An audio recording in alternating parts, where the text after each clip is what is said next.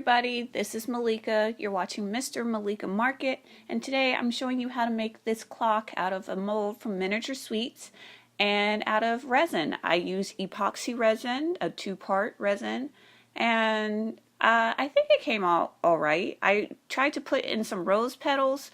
It was a learning experience for me. It turned out all right, but I think I can definitely do better in the future. But it's just a learning curve, and I'm just here to take you guys on my journey alongside with me. So let's get started. So step one, you are going to go ahead and put down a thin, sorry. We're going to go ahead and put some black acrylic paint and some already made resin, two-part resin. There's plenty of tutorials how to do that on YouTube. Just go ahead and type in resin tutorial and you'll be able to find it definitely. But I'm mixing in black paint with some resin to go ahead and make the numbers. I'll insert a clip of what the mold looks like because the numbers are actually like indented in there. I don't know if you could see it in the pictures at the beginning, but they're kind of popping out. So you got to make a different resin for the numbers. And so I'm going to go ahead and just do that. And I'm using a toothpick to actually get them down in the resin down into the numbers.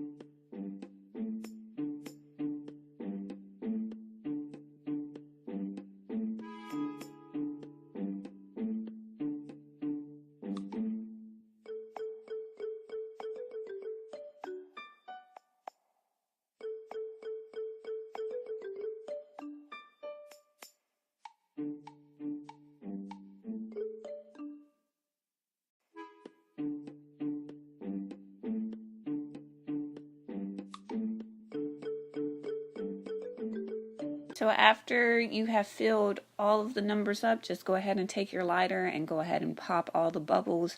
And then if you have any spillage or any leakage, go ahead and try to clean that up. Because I think that's how I got one of my air pocket bubbles. Because I had some, if you can see the one right there, it's that free resin right there. I think that solidified, but then when I took it out of the mold, it kind of created a hole in my clock. So just go ahead and clean up as best as you can, and also use your toothpick to like stab inside of the numbers to go ahead and get any air pockets out as well.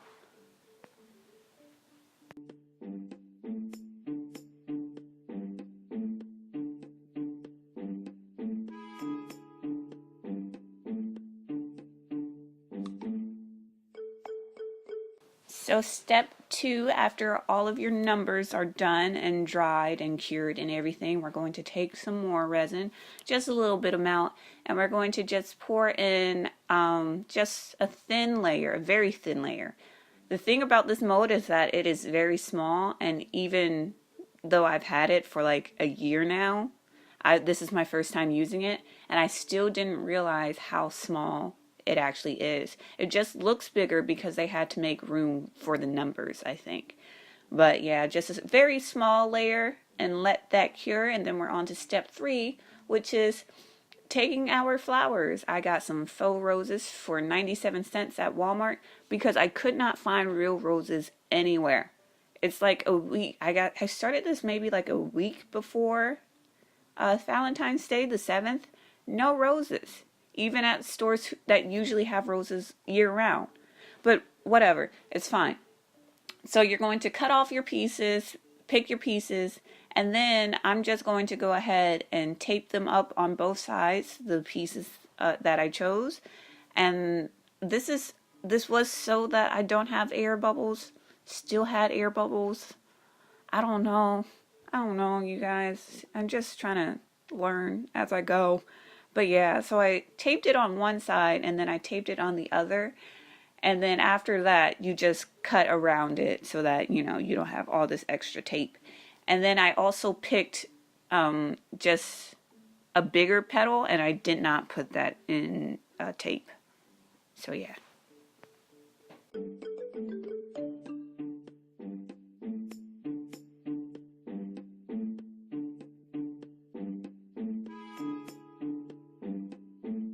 So now it's on to step 3. We're going to add the roses into the mold. So right now you are just going to figure out where you want to place everything, and as you can see, I'm struggling because it's so small. Look at me. So I ended up only using 3 pieces, and so after I figured out where I wanted them to go, I just went ahead and added another thin layer of resin. And this layer is just to pretty much get the rose petals to adhere to the clock, just like a glue, you know what I mean? And so we're going to put down a thin layer and then add on our rose petals. Right here, I'm dipping the free one, the one that wasn't in resin, all inside of it, just to try to combat the air bubbles.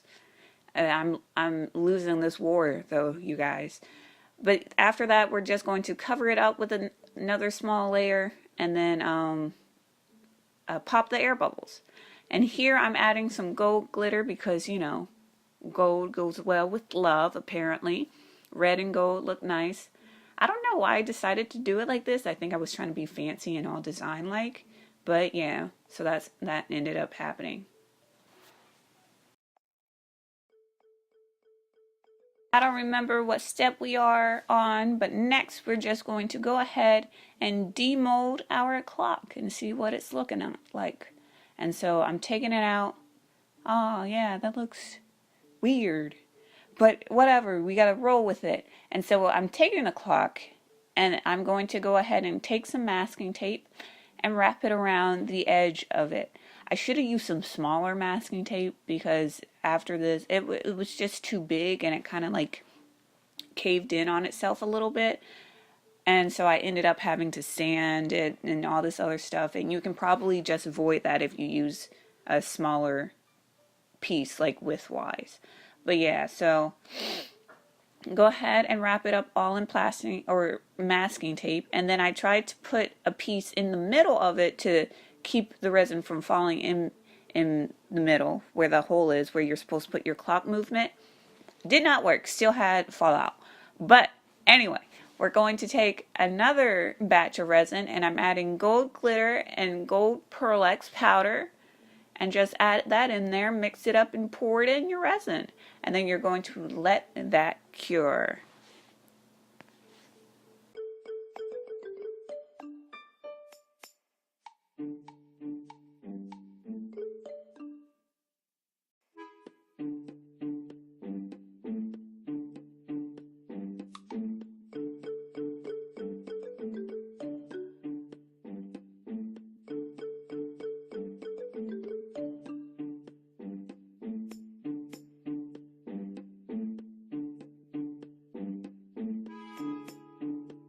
So the next step, we are going to take all the tape off and see the damage. I already know that it's all damaged because, I mean, you're watching the video. And after that, you're going to decide how much you need to sand it. And I ended up having to use a drill to like open up the hole a little bit more because the tape just ended up way too stuck. And so I needed to like kind of open up, jigsaw my way into a bigger hole so I can add the clock movement. And then the next step after that is to add your clock movement, and then, well, you know, the clock piece, and then you are done.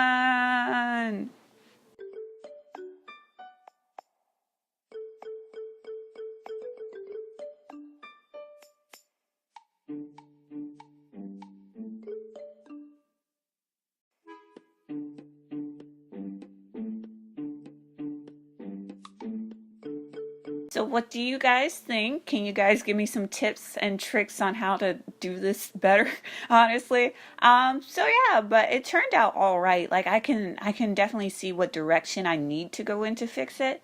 And yeah, it's really nice. You could probably do this with UV resin just to make it go faster. All the links will be down below, and so don't worry about that. And yeah, that's it for this video. Let me know if you're going to try and recreate it. If you do, let me see it. All right, everybody, it's nice to see you. Well, I don't see you, but anyway, I'll see you in my next video. Goodbye.